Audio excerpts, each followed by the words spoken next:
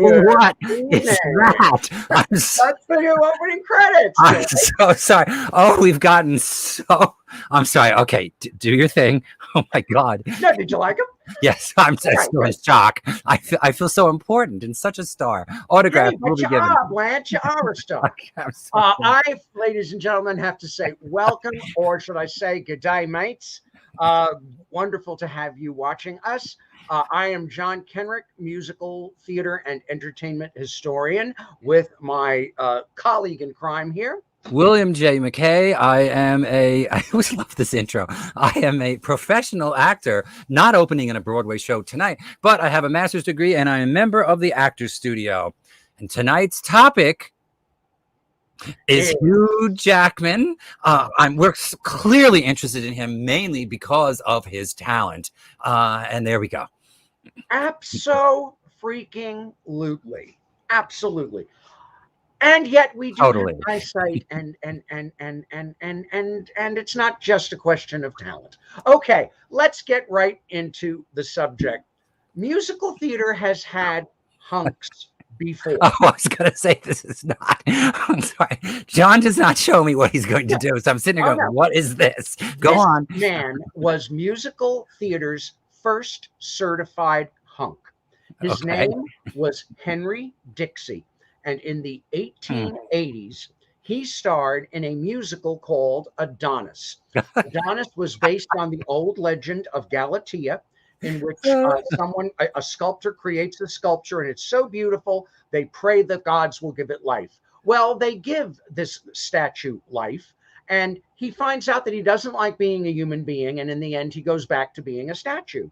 But in the musical, Henry Dixie's performance was not only a piece of comic genius, apparently, but women had never seen a man in tights. It was just not. Think about it. In the 1880s, no one above the age of 10 wore shorts for any purpose whatsoever. It was 110 degrees. People wore long pants.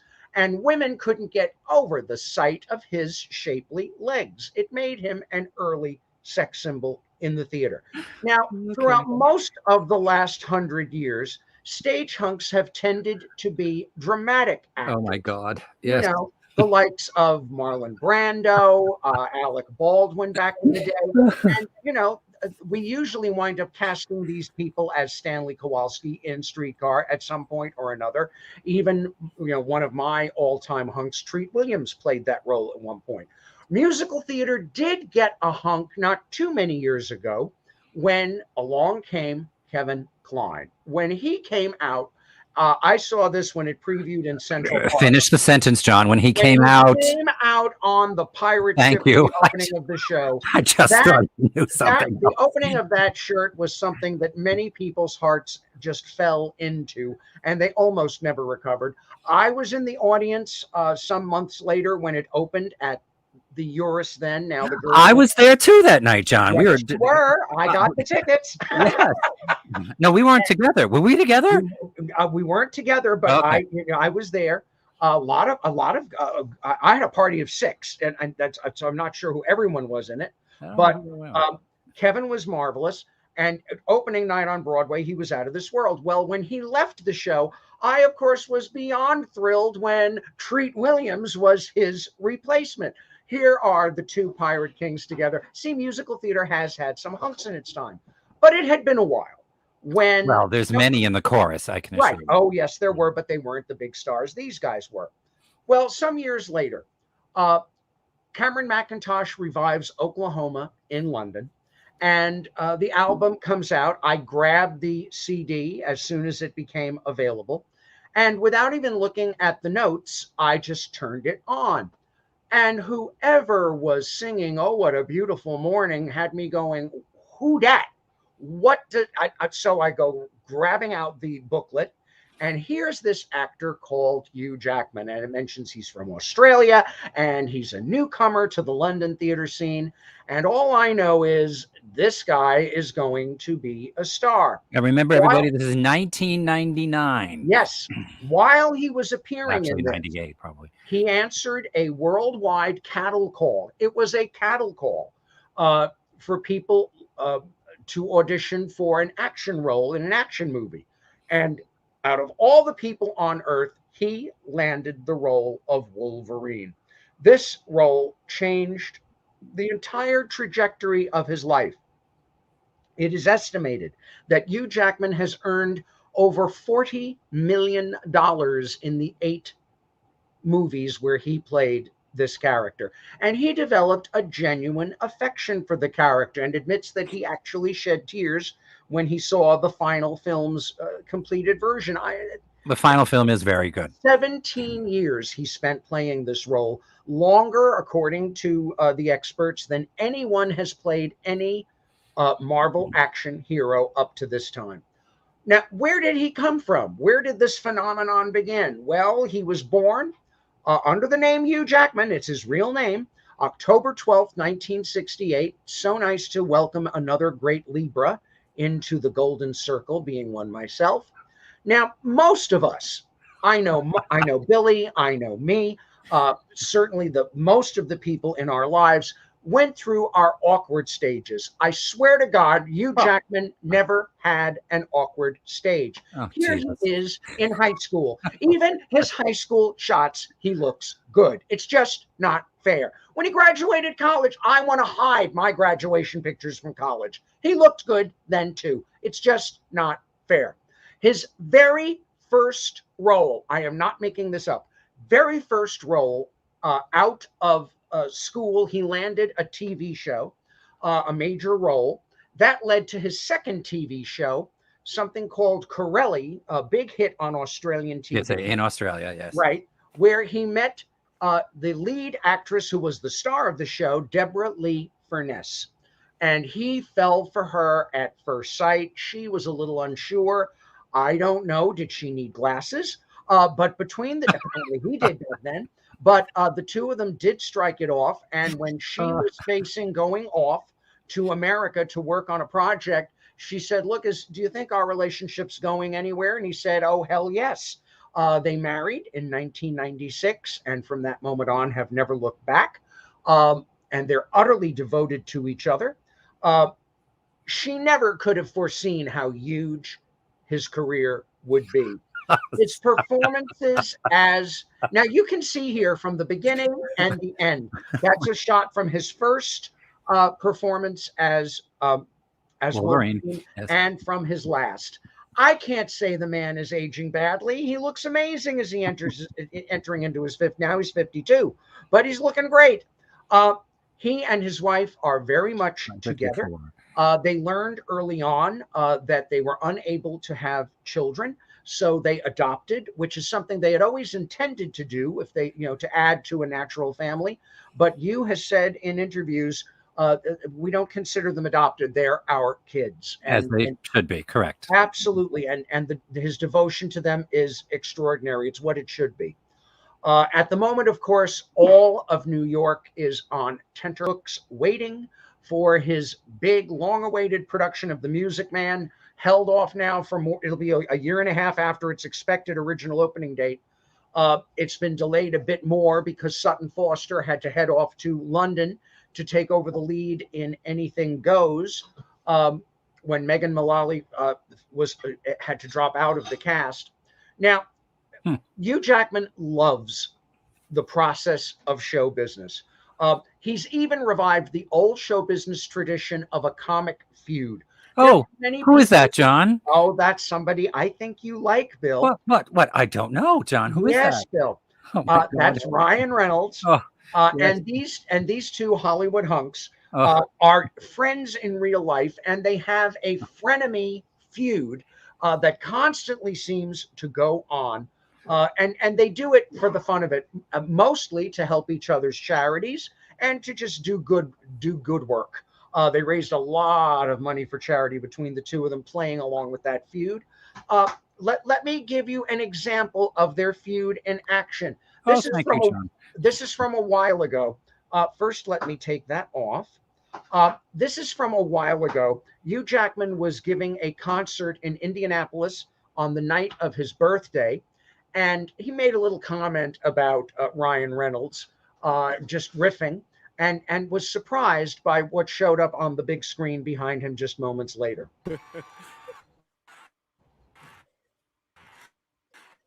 Oh no. All right, hold on. When it gets like that. I feel the Wolverine fans are like, finally, something. Oh, hey. Let's see Ryan Reynolds do that. Oh.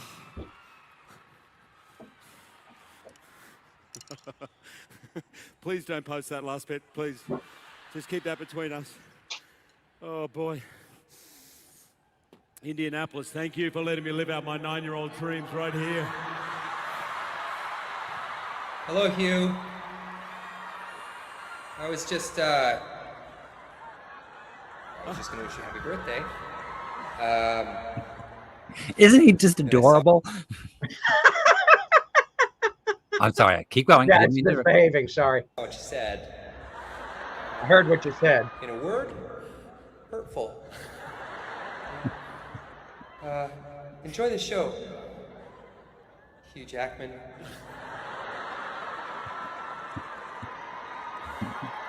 Happy birthday to you. Happy birthday to you. Happy birthday, dear Hugh. What? Happy birthday to you. And I'm not even f***ing professionally trained, Jackman, you piece of Oh my God. Okay. Yes. Let me comment, John, please, just for a brief moment. Of course. Now, John, you referred to the fact that I seem to have this a love for Ryan Reynolds, and I would like to say that's not fair. I have a love for my husband, of course, and I would never obsess, because that would be rude and wrong, and there is more to life than one single person, and acting is what truly matters. Okay, but what I would like to say, so I'm glad you brought up my Ryan Reynolds, because again, he is a man that I appreciate completely for everything that he has to offer. But what I do want to say, and I am so happy to say this, because we are discussing musicals. And maybe you did not know this, although you probably did, because you know everything, because that's who you are. But I am so happy. I am so happy to announce that Ryan Reynolds is going to be in a movie musical. Of course, I wish it was a theater, because I would be not in front row. I would probably be in the orchestra pit somehow or other. But he is going to be, did you know this, John? No. Yes, John, he is going to be in a movie musical, and it is called Spirited. It is another Christmas Carol kind of thing. I don't care. He is going to be Scrooge. Will Ferrell is going to be the ghost of Christmas Present, and Octavia Spencer is, I believe, one of his sidekicks. I don't really know the whole plot. I believe it will come out this Christmas, but it is a Christmas present for us all. I am so happy. You do not know. I am a huge fan of A Christmas Carol, period. But I'm a big fan of Christmas Carol musicals. I know more of them, I will bet, than you do, and I love them. I love A Christmas Carol musicals. I have one that stars Basil Rathbone as Scrooge. It was on TV in the 50s, and the score is wonderful. Love that. Oh, we'll have to do a whole episode on that for this Christmas. I think that would be we can do an episode on Ryan Reynolds, and then therefore we'll do at the same time. We can Smart idea. One on Ryan Reynolds, how about, and one on A Christmas Carol. Oh, we get to do two. Okay. Now let's get back to tonight's subject. Yes, there it is. There they are, the twin globes of truth and beauty, as Bette Midler once said. Oh my God, yes. Man just does. Yes, the talent is there, but he's a class act. His devotion to his family, his Laughing Man Coffee and Laughing Man Foundation that helps raise money for people in these coffee growing regions who are desperate for income. But this past week, he was in the headlines because for the upteenth time, he was at his doctor's office and they detected basal cell carcinoma. He's been through quite a few of these. And he is once again making this a great opportunity to get the word out to young people. And here you see his own Instagram post. Looks worse if when the dressing is off, wear sunscreen. And he says, when I was a young kid in Australia, we didn't know about this. We just went out in the sun. The man has a tremendous career. He's played on his sex appeal, heaven knows. His very first big stage role in Australia, he was cast as Gaston in the Australian Beauty and the Beast, the Disney version. And as you can see, he did not have to wear the prosthetic arms that are sometimes part of that character. Those were his own, but nowhere near as bulky as he got to be during his Wolverine years. However, he loves to have fun with his sexy image. Here is, and I've been saving this for you, Bill. This is a boot commercial from Australia. Boot as in the apparel? As in footwear, boots. Okay. And it's for a luxury line of boots. In Australia, they worry about footwear with all those nasty scorpions and things. So, or whatever it is they call them there. They have all kinds of different creatures in Australia. Here is Hugh Jackman in a TV. This lost Australia. This is a real TV commercial. Firstly, let me say, Hugh, that we are delighted that you love R.M. Williams boots. I'm actually, in love. They're great. They're amazing. Great. Really? This makes this next bit a little awkward. Oh, we're on the same team here, man. So. Oh, my God. While we appreciate how literally you've taken the clause that stipulates you can only wear R.M. Williams. My word is my bond. When I say I'm in, I'm all in, And honestly, it's me who should be paying you. It's a privilege. It is. It's a privilege. That's lovely to hear. I do want to note that you are allowed to, and we highly encourage you to wear other clothes. I mean, look at this. Look at clothes in general, not just. Hang on. Oh, God. Look at this. It's one beautiful piece of leather. Beautiful stitching, and they're comfortable. I mean, the balls of my feet just feel like they've died and were widely mourned and just went to ball heaven, if you know what I mean. Seriously, it's. I changed love my life. job. 88 handmade processes, but I think you may be missing the point. Oh, no. I hear you. Don't worry. Loud and clear. Only R.M. Williams. Yep. You're going to stand up now? Hang on a second. Oh, this is. What is this? It's a new chair, A was. new chair? That's awesome. You should be sitting. Honestly, you should sit in this. You can have that. I was just going to burn it. Everything at R.M. Williams is just so comfortable. Oh, John, wait, don't talk. This is what I have to say. I don't know where to begin. First of all, again, John, the research that you do is just fabulous. So thank you for that. Second, today I retired today from my real job, and I am happy to say it's been a little hard on me. But what I want to say is, wow, you have reminded me of the fun of doing other work. And here you are. And I mean, I'm just so pleased. And wow, John, thank you. And so go our ratings, I'm sure. Pretty soon. So I had to make myself look nice, because I'm sure that as this spreads out, so to speak, that we could have a few people watching. Thank you, John. You never know. And with advertising like that, it would help our ratings, wouldn't it? Oh, my God. Now, Okay. Hugh Jackman's sense of humor, God bless him for that, what we just saw. Oh, yes. Here is a great clip. This is from the Tonys some years ago. As for those who may or may not remember, Hugh Jackman hosted the Oscars, the Tonys. But when he hosted the Tonys, he numerous was times, by the way. Several times. Won an Emmy for it.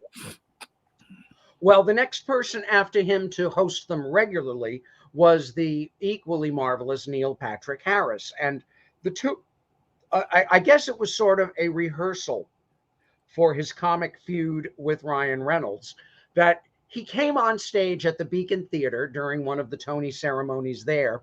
Gee, remember when they held the Tonys at the Beacon because Radio City Music Hall was too busy with Cirque du Soleil? Yeah. Well, things Cirque du changed. Soleil is nice. We're not putting that down.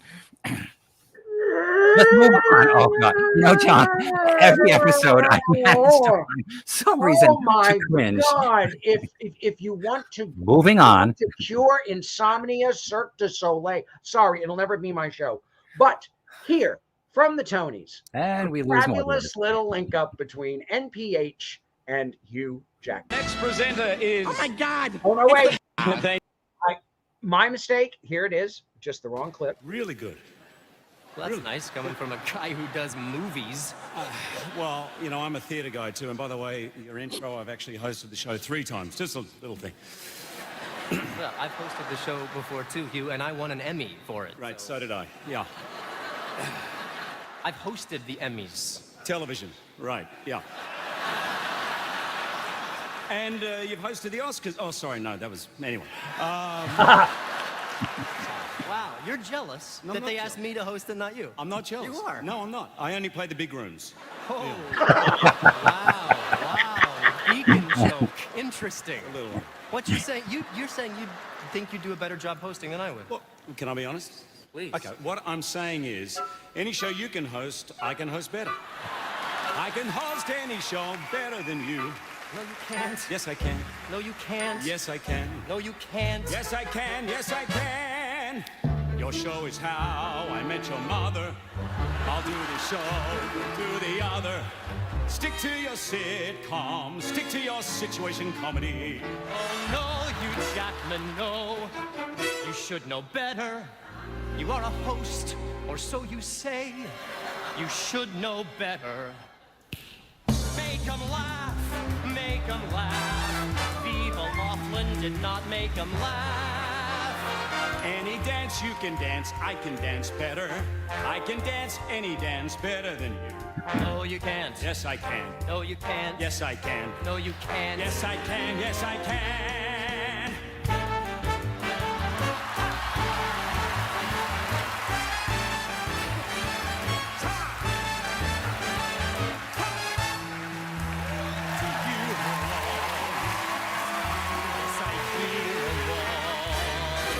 Don't tell me not to host, I've simply got to. Bar mitzvah or a roast, it's me and not ya. Don't bring around a cloud to rain on my parade. But do you know how to ad-lib during breaks? My writers do. How to deliver the ratings? Ish. How to avoid running long? Hold on. Those things do sometimes fall out of sync. If you give it a second.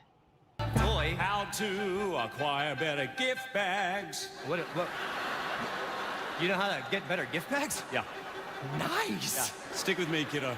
Hugh Jackman, you're awesome. You're the top. Yeah. You're the war horse pony. You're the top. Hugh, you won a Tony. Yeah. You're a phantom's run. Pacino's gun. A pre-unwrapped cough drop. Buddy on the bottom. You're the top. Oh, if only. We'll make them feel good. We want their spirits to climb. So let us entertain you, and we'll have a real good time. Yes, sir. We'll have a real good time.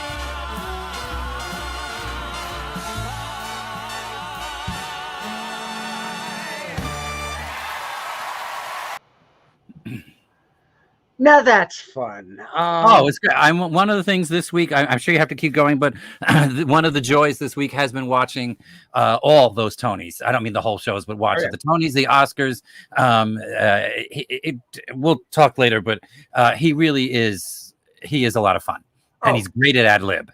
The year that Avenue Q, the year that he was up for Boy from Oz, Avenue Q won Best Musical. Wicked lost. That's how long ago that was. One of the stars of Avenue Q just interrupted the whole show and had to have a moment with Hugh Jackman. Here is that moment. Next presenter is. Oh my God! It's the boy from Oz! Hey, it's Rod from Avenue Q, everybody. Hi!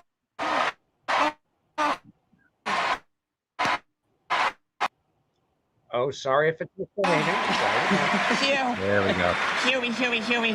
Huey, I've seen everything you've done. I saw you in Oklahoma and London and Sunset Boulevard and Sydney. I'm your biggest fan. And you know, I'm rooting for you for Best Actor in a Musical.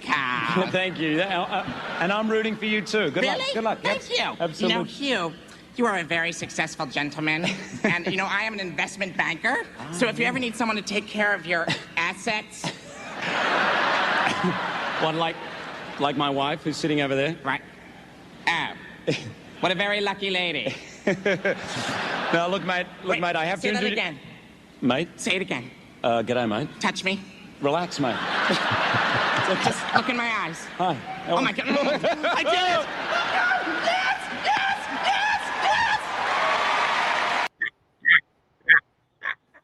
And I am told that he was not warned that would happen, that was something He'll adapt. Aglia spontaneously came up with. What fun. What fun. Did you see Boy from Oz? Yes, I was wondering, were we going to discuss that? Yes, yeah. I absolutely did, and the show is okay, and at points great. I loved the one who played. I should know it, damn it.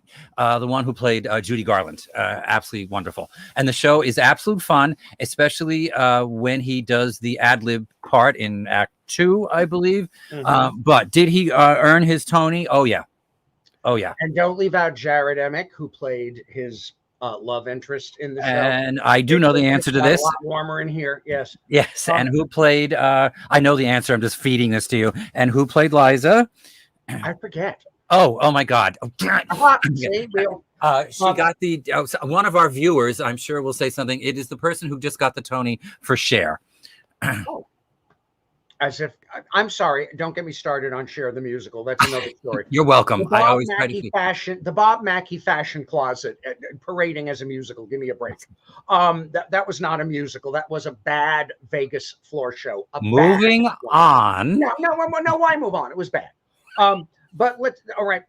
Okay, but was a real, which could have been like that and wasn't. It was better than that. It was good. Not everyone knows this. We grew up knowing Peter Allen. Peter Allen was the very gay Australian performer who Judy Garland caught when she was on tour in Australia. She dragged him to our hemisphere, introduced him to her daughter, and said, "You two would be perfect together." The two of them didn't argue with Judy Garland, and they got married. And he spent the wedding night with another man, and she spent it alone. Go figure that one out. Their marriage lasted for a few years, but each one went on to other men without rancor. I remember more than a few times, Peter Allen used to hang out in the same piano bar that I did, a place called the Five Oaks in the West Village. And it was a place where last call was at 4 a.m. So Stephanie Block. There you go. Go on. So many a time, I got to say, "No, Peter, thank you. I'm in a relationship," because he would keep inviting. He'd get drunk and invite you home. Thank God I said no, because Peter, of course, died tragically young due to AIDS. When Boy really, from John, Oz, the book you're going to write one day. It's God help them. Oh, I'm going to need one hell of an attorney, though, because yes, you are. I got to wait for a few more people to die, or I'm in trouble. Okay, well, maybe we'll just wait till you pass. Not that I'm pushing for that, and then I'll publish it. The last thing that Wolverine fans ever expected was for their beloved Wolverine to play a Screaming Queen character in a Broadway musical based on a real Screaming Queen character, because Peter was out there. He had his record-long runs at Radio City Music Hall where he kicked higher than the Rockettes in the Rockette line. And boy, does he kick high. He was a big guy. He was tall. And Hugh Jackman played the role with such brio and such obvious relish that people have started this ridiculous thing of, "Oh, come on, isn't he really gay?" Remember when they used to say, "Oh, isn't Tom Cruise really gay?" Remember that nonsense years ago? The current younger generation doesn't remember that because that's long since been debunked. We know he's just twisted in the case of Tom Cruise. But with Hugh Jackman, no, he's not gay. He is devoted to that wife of his. She's a lovely lady. She's not the hottest dresser in the world. John, okay. What? No, she needs a gay assistant. can we say this? Mr. Jackman, if you're watching, your wife needs a gay assistant who can sit by the door and look at the outfit she's going to wear out and just go, honey, no. She needs that. She does, because with you got $40 million from playing the guy with the blades and the fingers, you can let her dress nicely and feel better about it. She's apparently a great wife and a great mom, and God bless her forever. Just, honey, it's time for new outfits. I didn't even feed you this one this time. That's all I have to say. I love him, and I love. We send your letters to John Kenrick, not to Bill. So adorable together whenever they show up at one of the award shows. He says she's got 2 faults. Oh God, we're still on her. Okay, what are you going to say now? Well, he said in an interview that there are 2 faults. One, she always forgets to turn her phone off, and it goes off during a show. And the other one is she's such a busy mom and such a busy person that when she goes to a theater, it's the only chance she gets to sit down. It's quiet, it's warm, she falls asleep. So she falls asleep during a Hugh Jackman performance? She insists she has never fallen asleep during one of his performances, but when he's sitting next to her in a theater and she's so comfortable next to him that she'll just lean in. And she said at the opening night of one of his movies, Harvey Weinstein, who had produced the movie in question, leaned forward and whispered in his ear, "Wake the wife up. It's embarrassing." Yeah. But now, anyway, I loved it. I thought it was very, very good. It's not my favorite of all time musical, but I thought he was terrific. He walked off with the Tony. Everyone else should have simply stayed home. Not that they weren't worthy nominees, including that man right there, John Titiglia, who was the man with the puppet, was another nominee that year for Best Actor. Oh, yes, and such a nice guy John is. Oh, what a sweetheart. And I thought you were going to make more. Oh, no. I cringed and went, "Oh, where are we going?" No, that was the surprise show of surprise. I thought maybe you slept with the puppet. I was just no,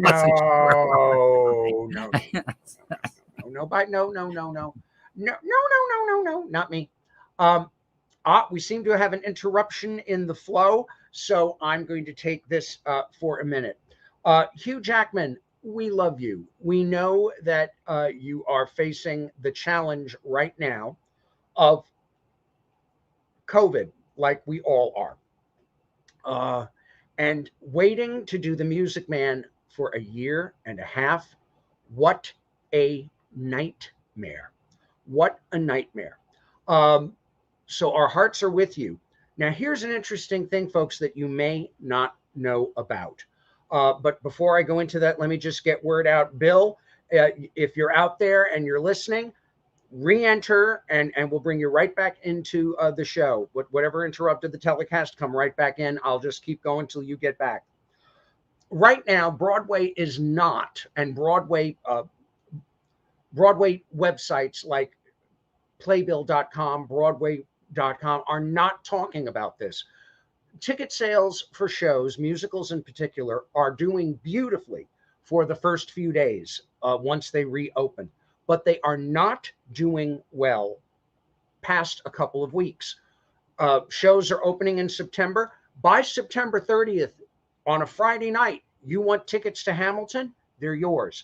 You want tickets to Wicked? They're yours. This is a little frightening to me. A little frightening. No, the one show that is the exception is The Music Man, starring Hugh Jackman and Sutton Foster. Their ticket sales are going strong.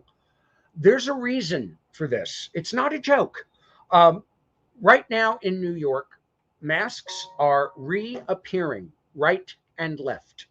And they're reappearing because we have reason to believe with the Delta variant that things are in bad shape.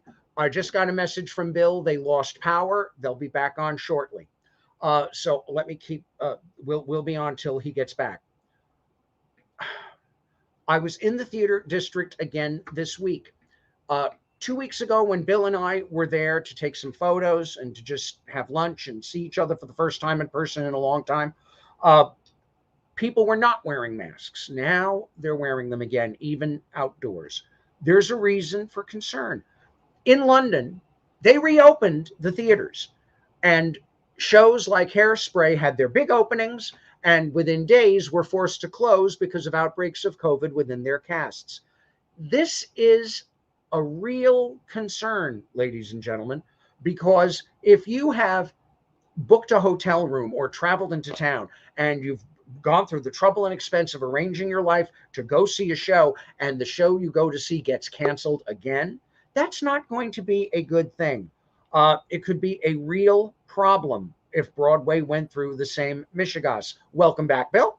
Hey, listen, power outage is part of life.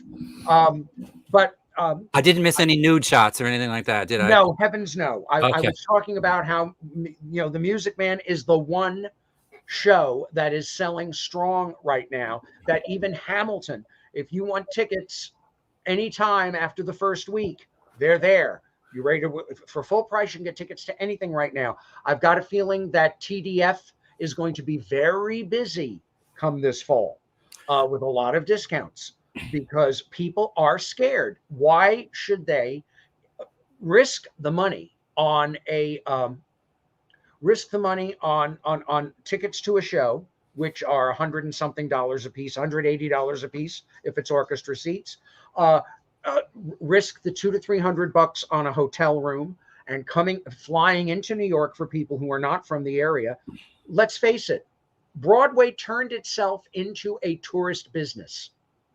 And at the moment, it would be a very risky thing to come be a tourist in New York, especially with masks coming back and with people getting nervous again. I assume you told them that masks are now going to be required. Masks and proof of vaccination when you walk into a theater at the moment is what is required. I have tickets. We have tickets for the Music Man, and they were pricey. They're very good seats. I believe they are currently worth, we did not pay this, currently worth, drum roll please, $1,800. $1,800, and that was when I checked about 2 weeks ago. I have something in my wallet that's worth at least that much. It's one of these. Oh, vaccinate. Well, I have that too. The vaccination card. That's what you need now to get. You'll soon need that to get into any public place in New York, and probably pretty soon in New Jersey as well. You have the thing on your. We won't spend too much time on this. You have the thing on your phone, right? There's something in New York called an Empire Pass. Here in New Jersey, it's called Docket, and 1 or 2 other states are using Docket. There are phone apps that will verify that you've been vaccinated.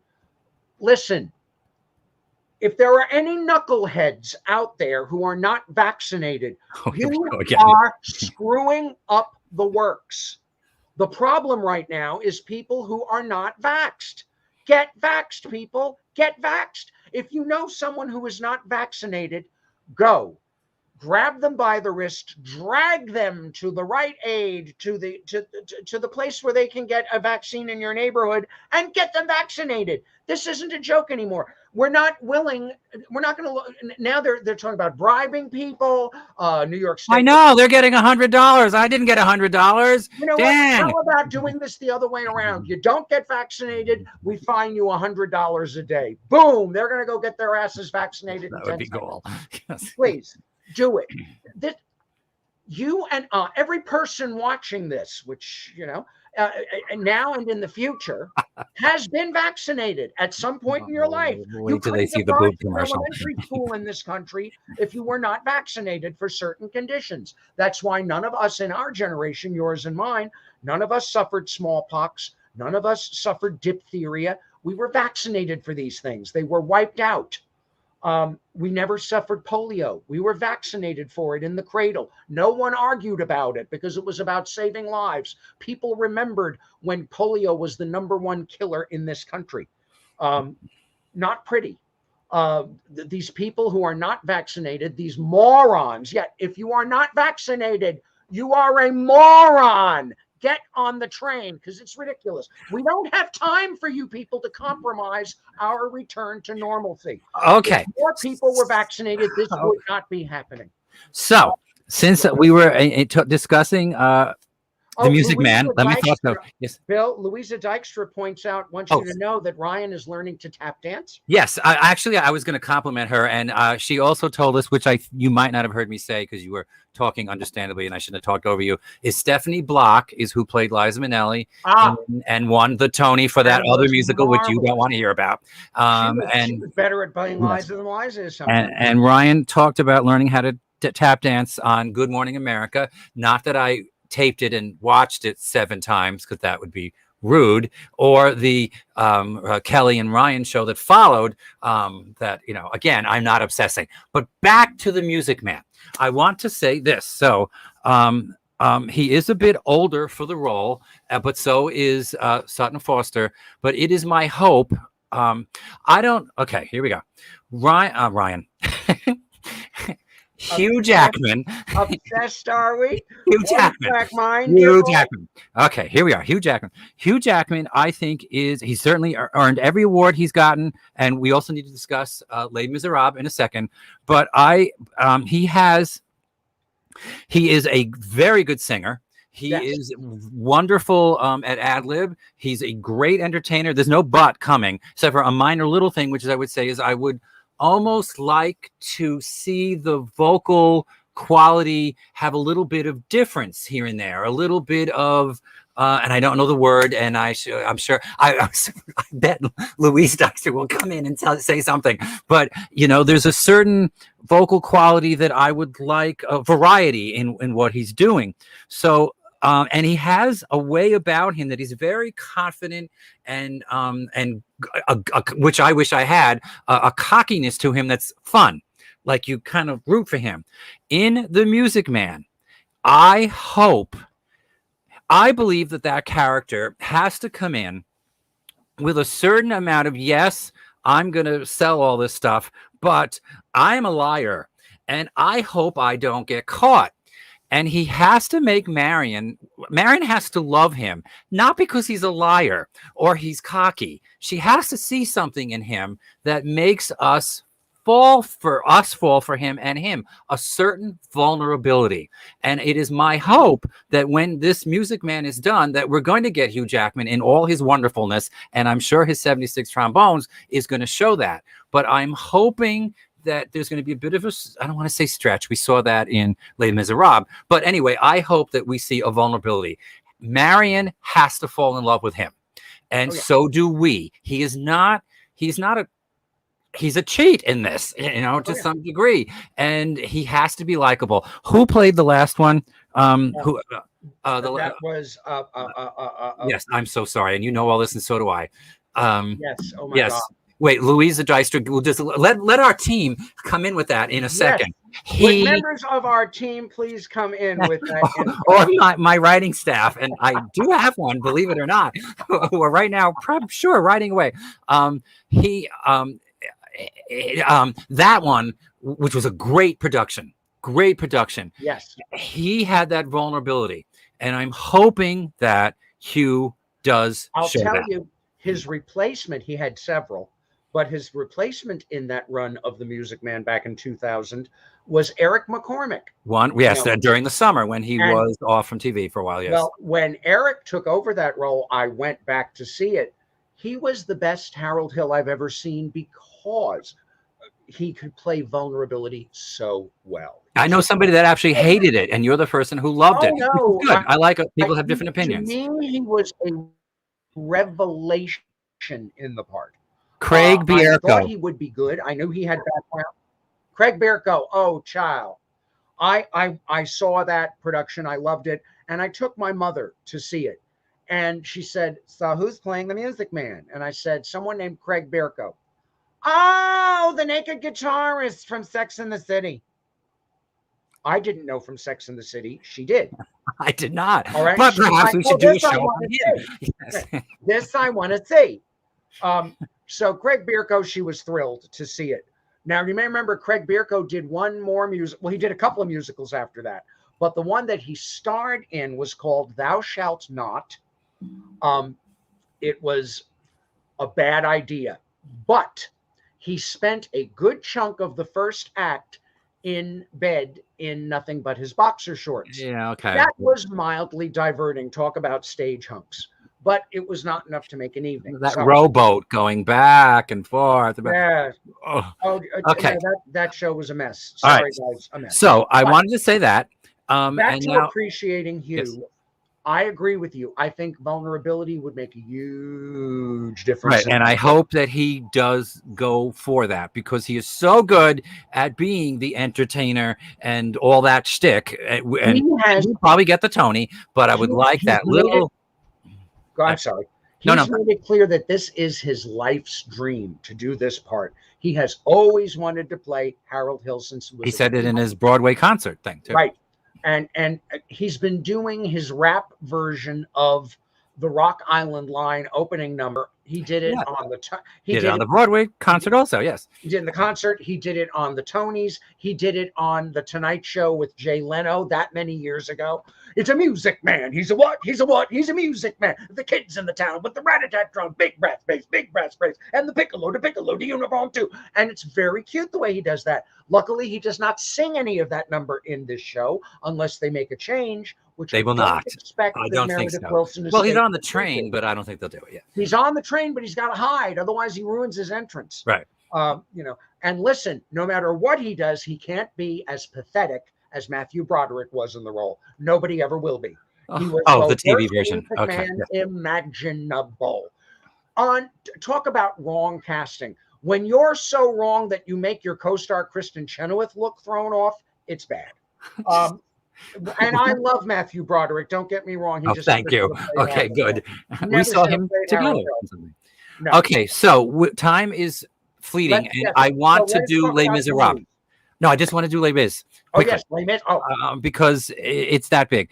The first time I saw Les Mis in the movie theater, because I think many of us went through this. We all love Les Mis. I'm not rolling my eyes. I really love Les Mis. Yeah. And so the movie, the first time I saw it, it just didn't do it for me. This week I watched, except for Anne Hathaway, I thought that she was great. Some people feel that there was too much snot coming out of her nose. I don't care. I thought she deserved the Oscar. And the second time I watched it, which is this week, I even was more amazed at the commitment. And I forgot that she sings the damn thing in a casket after she was just essentially raped, but really had sex with him. I just went, oh my God, it's like this poor woman. And it was all sung live on set. Live, and which is what. So I just want to say that the second time I saw Les Mis, I liked it better. I think I was less judgmental. Even the villain wasn't. Look, he's not. That's not his best work. Who is it? The other Australian, yes. Yeah. Again, Cranky Squirrel or Louisa will come through. I have all these notes, but I'm trying to get this out quickly. I thought the movie is very, very good. It's not the Sound of Music. The opening is spectacular with that big ship being pulled in. But we're talking about Hugh Jackman. What a great job. Yep. What a great job. Very touching, believable, sung beautiful. I'm a little annoyed that Bring Him Home, that instead of trusting him and the song, they should have let him sit there and sing this prayer over the ingenue male. Instead, they have him walking around, Russell Crowe. They have him staring into. I love my staff. My staff. I just love them. I should marry them. Okay. Yes. I did, people.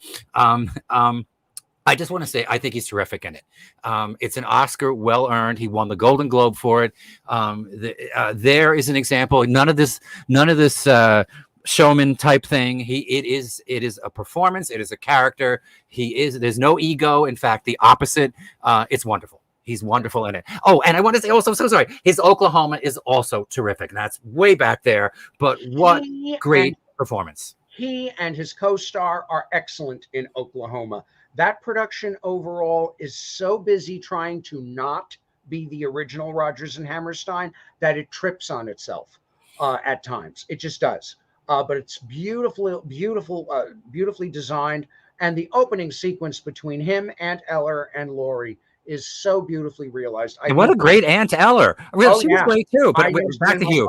He just looks amazing. When I taught at NYU in my musical theater course, when we got to the moment where he's singing "Oh, What a Beautiful Morning," and he leans back against the windmill and he grabs onto the bar over, and he just sort of stretches going, "Oh, what a beautiful morning." And I would be there in the class going, "Did it just get warm in here?" And that would get a huge laugh and wake everybody up. And it's always wonderful when you can wake kids up at 9:30 in the morning. Well, I would doubt that they were, at least the male. No, I bet they were all. It's a very good production. Okay, I just want to throw that in. What do you think of Les Mis?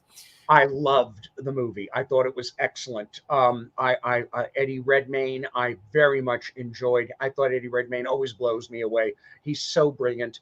But I also loved Russell Crowe. I thought he did a great job. I do not agree with the negatives in that regard. I think he was fantastic. I didn't say that I liked him better the second time. No, I think he was fine. It's not easy doing Les Mis. It is one long hell of a slog. Of course it is. So, of course, there were no other actors that could have played the part.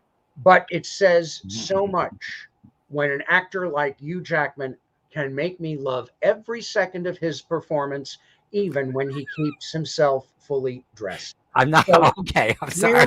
This is not from Les Mis. Well, it could have been, but you know what? It was fine, even though it wasn't. So, Mr. Jackman, from two of your devoted fans, thank you for an amazing career. We know that your best is yet to come, and just keep occasionally traveling to the beach so we can get these casual shots thrown online. Using your sunblock. Wear that sunblock because we want you to stay alive and stay well. And at the moment, my partner is giving me dirty looks, so we're going to move on. What's the news, Bill? Isn't your partner also your writing staff too? He's not. Oh my God! You just have to marry differently, John. He's my audience. He's your audience. Okay, well that's good too. We actually need that. He's the greatest. Okay, news. Assassins is finally going to be coming back. Oh, finally going to open. It was scheduled to open because of the pandemic. It is going to be I have this in front of me. It is going to be a Classic Stage Company production, which will be on 13th Street. And the cast includes, this is more Broadway people that will get this, but I'm really excited. Judy Kuhn, the original Les Mis, okay, from that. Will Swenson. Both these people have many things to say. Will Swenson was in Hair. We'll just pick that one. Yeah. Ethan Slater, who was SpongeBob, and Stephen Pasquale. Ooh, Stephen Pasquale. Yes, Bridges of Madison County. What a singer. I know I'm making this face like, oh, he's gorgeous, and he is, but what a singer. So I am very excited, and I'm sure my husband will be too. And I'm sure right now he's going, oh wait, I didn't know that, and is quickly looking up the tickets, which I do not think are on sale yet. I don't know. I looked today, but there's so many things for it because it was opening and then not, that I could be wrong. I have great expectations for that production. When Classic Stage Company did a revival of Sondheim's Passion a couple of years ago, they invited me in as an after-performance speaker. Judy Kuhn was playing the role originated by Donna Murphy and was out of this world. So it was it's a superb, intimate theater space. I think Assassins will go over there better than it could go anywhere else. And I think Assassins is so underrated. What a brilliant piece of people I don't want to see a show about assassins. No, it's not a show about assassins. It's a show about the danger of desiring fame. A simple psychological fact that professionals will tell you about. The people who attempt to assassinate famous people do so often out of a deep inner need to achieve fame themselves. They are nobodies. They are nobodies. Famous people don't assassinate famous people. They are nobodies, like Andrew Cunanan, that slimeball who killed Versace. He was a nothing. He was a less than nothing. He was an inch above being a whore. There's no other way of putting it. And so how did he deal with that? He went out killing people and finally figured so that he could be remembered, he would kill someone famous. And unfortunately, in his case, he is remembered. Yes. They're usually not. It'd be better if we didn't. Unfortunately. Okay. So, Come From Away, a wonderful show, has been already taped, I believe. The first 3 performances, they invited people in and taped all 3 performances. In case you're wondering, well, why do they do that? They do that because they want to make sure they get the right angles and that the actors, get the best of each actor, and you do some kind of editing, which is what they did with Hamilton. So you're getting the live show, but you're just going to get it edited in such a way that they can get the different angles. That is going to be, of course. It's going to be on Apple TV Plus on September 10th. Oh, good. There's a reason to keep the subscription going. Good. Yes. Regarding subscriptions, again, my crack staff has let me know about this. The Tonys, which we know are going to be on Paramount Plus, for the next 3 months, you can get Paramount Plus and Amazon Music Plus for 99 cents. So those of you who love the Tonys, okay. Yeah, I know, John. We will be doing the Tonys soon. For 99 cents for 3 months. How could you go wrong? So get it so you can watch the Tonys and other shows. But so I wanted to let you know that is happening. I, of course, was going to cover Ryan Reynolds again, but I'll say it again. He's going to be in a musical. Okay. And the last thing is last night. You may have done this while I was without power, but last night. Now it's not a musical, but last night. Technically was the start of the Broadway season. Bruce Springsteen did his show, which is actually very, very good. John, be quiet, but it's actually very, very good. He started a few weeks ago, but that, of course, while it's a Broadway show, is more of a concert kind of thing. But last night, a play, Passover, which is kind of a Waiting for Godot with 2 black characters. I don't want to say anymore, but it began its previews last night for on Broadway and for off Broadway. Trial in the Potomac River, but Trial in Potomac, which is about Richard Nixon, had he not resigned and had there been a trial, that also began its previews. And that is starring Rich Little. And I'm very happy to say, I'm sure they're not watching right now because they're in this, 2 of my classmates from the Actors Studio Drama School. I would be Troy Sill and Matthew Hammond. I would say I'm jealous, and I kind of am, but with a smile on my face. Because I loved Rich Little. I grew up loving him. Yes, and he's going to obviously do Nixon. I don't know what's happening. Like, is it on tape? I mean, I know he's there. I don't know. I will probably go. But what matters here is that theater is beginning. Pretty soon, we're going to be talking about the musical that will open. I think it's Waitress is first, but it could be 6. I get confused. I think they're all kind of fighting. Lion King is, everybody's fighting to be that first, and I get it, and how wonderful, but it's finally happening. But you must wear a mask, and you must proof, literally, as you're walking into the theater, you will hold up your proof of vaccination. And that is it, John. Nothing too controversial. Oh, wait, one more thing. I'm a SAG member, and it's now time to be voting for our leadership. I'm not endorsing anybody. It's not what I'm going for here. But I got one of the pamphlets today. They get it today. And I was intrigued to see that Anthony Rapp is up for secretary. So that's somebody from Rent fame. And for president, it is one of the nominees is Fran Drescher. And in case you're saying to yourself, well, why are we discussing this as musical theater? Unusual. Theater. She was in Cinderella. Yeah, she was in Cinderella, but there is also going to be possibly a musical for Broadway of The Nanny. Yes! She is not going to be in it. At least she won't be the nanny. I would like to believe she would make a really good mother or grandmother because those are 2 great roles. But Fran Drescher is up for president. But the reason I'm discussing it is because I went, oh, look at that. And I was reminded of the fact that she is, I believe, everything's in development, going to be doing The Nanny, to which I would go, oh, I'm not so sure, but I like to give benefit of the doubt. And who knows, maybe they'll hire me to be the husband. You never know. I'm a little old, but that's you might also get to play Miles. Oh. Wouldn't that be a fun role? Go after John, this is an example where I forgot that I could be quite good at something. And wow, John, thank you. Thank you. And maybe casting agents are watching. That we're going to start a new segment of our series in the next few weeks. Oh, yes. We want to start looking, let's face it, only a single-digit percentage point of the people who entered the performing arts make a living at what they thought they'd be making a living doing. If you got into this thing hoping to be an actor, you may do occasional acting, but you make your living doing something else. Writing, that's right. You write for the theater, but you also do other things. And it's how do you cobble together a life in show business in this crazy time? We're going to be looking at people of various ages, writers, performers, who are involved in theater, who are excited about theater, musicals in particular, but theater in general.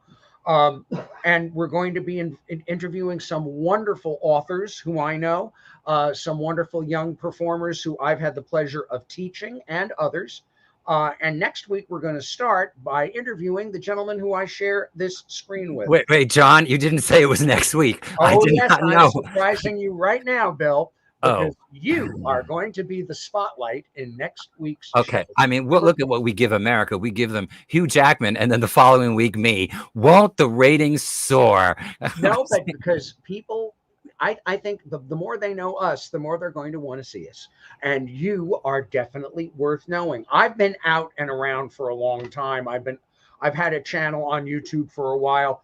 So I have some more familiarity out there. So let's get you some familiarity. Next week, it's going to be an episode. We're just going to talk about what made Bill become an actor, how he pursued it, and why he's continuing to pursue it. And how he managed. Again, people, I did not know this was next week. And how he managed to build a good life, even though acting is something you only get to do a part of the time. And that's huge, because that's the truth for the overwhelming majority of people who are part of this business. So everyone out there, suddenly we look forward to seeing you next week. I love catching you off. I didn't know it was next week. We had talked about this, people. We're getting into it, kiddo. Because people are, because it's going to be good. Tens of people want to know. And thank Louisa Dykstra again, who gave us more information. I love her. Do you know her, by the way? Is it somebody you know? No, I don't. Okay, we're going to have to learn more about her. She is saying, if you want to see a beautiful example of Hugh Jackman's vulnerability, watch The Front Runner. Yes, his scene toward the end with Vera Farmiga is really something. And she's an Oscar nominee. Totally agree, Louisa. Absolutely agree. I want to thank everyone who is watching. Thank everyone who will be watching this. Please, everyone, do not let anyone's politics get between you and your good health. Wear masks, get vaccinated, do whatever it is we need to do so that this pestilence comes to an end and we can all get together in theaters, in piano bars, and all the places where we celebrate this thing that we love, musicals. Bill, you stay well, my friend. Have a great day. I apparently have to have a good voice next week. Yes. We're not going to be. You're not going to be singing. You're just going to be talking. And we'll see you all next week, everyone. Thanks for being here this week. Bye. Sorry for losing you for a few minutes, everybody. But that's okay. Welcome to the internet in 2021.